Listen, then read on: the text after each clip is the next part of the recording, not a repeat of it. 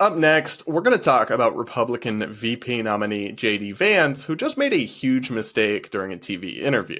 You guys know I'm not the biggest JD Vance fan, but I will give anybody credit when they say something that I think is right, and I will give anybody criticism when I say something that I think is wrong or off base. And that's the category that JD Vance's recent commentary during an interview with Meet the Press falls into when he discussed tariffs and trade policy under the Trump administration and flunked an Econ 101 test. Let's take a look at that clip.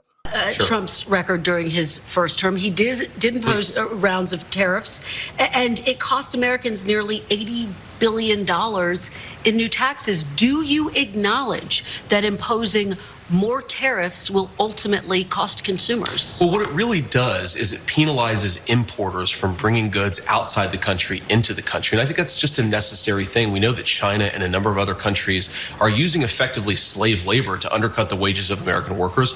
Donald Trump thinks that has to stop. And again, what Kamala Harris is saying, Kristen, is that if you do this, you're somehow going to cause skyrocketing inflation.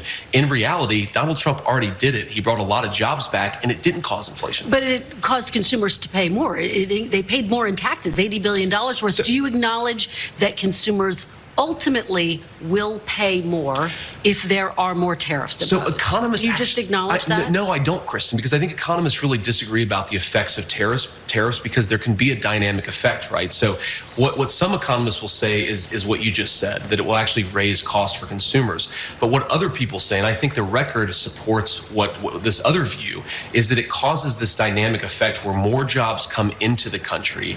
Anything that you lose on the tariff from the perspective of the consumer, you gain in higher wages. So you're ultimately much better off. You have more take-home pay, you have better jobs. So there's a lot to unpack here because I honestly think that JD Vance is just totally wrong on this. First and foremost, he brings up China, but the Trump administration did not just put tariffs on China. They put tariffs on all sorts of goods from all sorts of countries, including our allies like Canada and Mexico, including the EU on many products. So China, we can debate China. It is a unique situation. I still think a lot of the tariffs are counterproductive, but invoking China doesn't actually defend your trade policy more broadly because your tariffs have been put on a lot more than just China.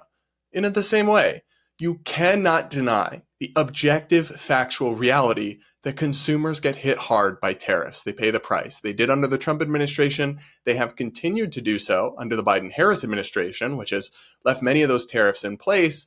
And if Trump and Vance got their agenda that they're running on, which includes, for example, a 10% flat tariff, an import tax on all goods coming into the country, if they got that agenda, that would cost consumers tremendously as well. There's just no denying it.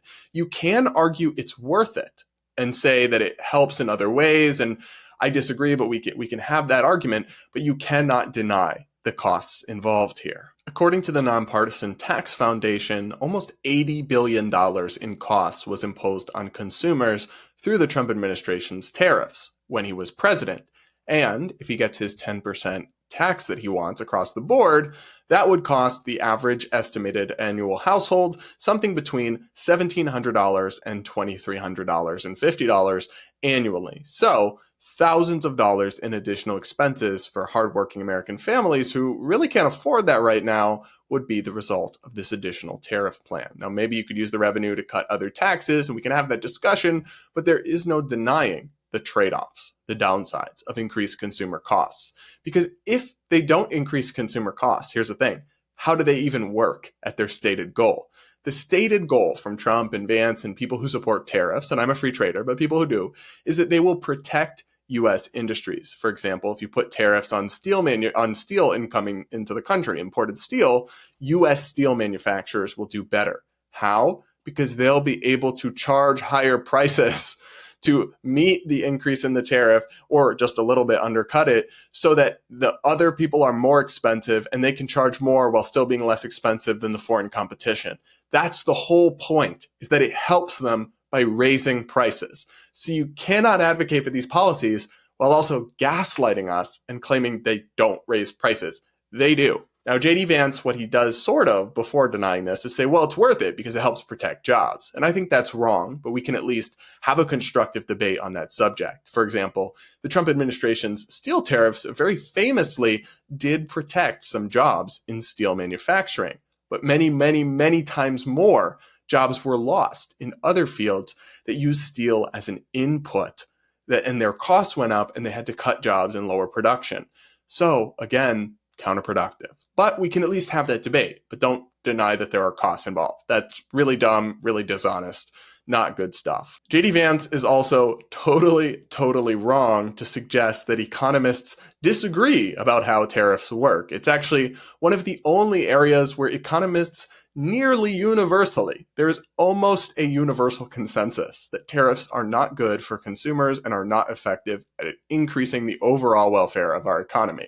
So to claim otherwise, no, the facts are not facting for you there, my friend. Here's one survey that was pointed out by the economist Scott Lincecum, who I'm a big fan of, on Twitter. Narrator, they do not disagree. And then he shows a poll over time from 1990 to 2000 to 2011 to 2021 of economists and they're asked this question: do tariffs and import quotas usually reduce general economic welfare?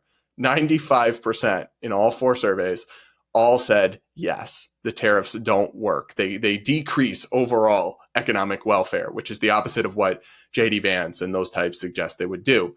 So, I mean, I guess there's a few economists out there, but to suggest there's serious disagreement on this subject just simply isn't true. Economists left, right, and center almost universally think tariffs and trade policies are a bad idea, and that should tell you something, because they agree on very, very little. But the data really are that strong on trade tariffs and trade wars more broadly being a bad idea that you do have a near consensus. So when JD Vance goes on TV and say economists disagree, not really, JD. You guys let me know what you think of JD Vance's arguments in the comments below. Do you agree with him or do you agree with me? Either way, I do want to hear from you guys. So do let me know and do hit that like button while you're at it.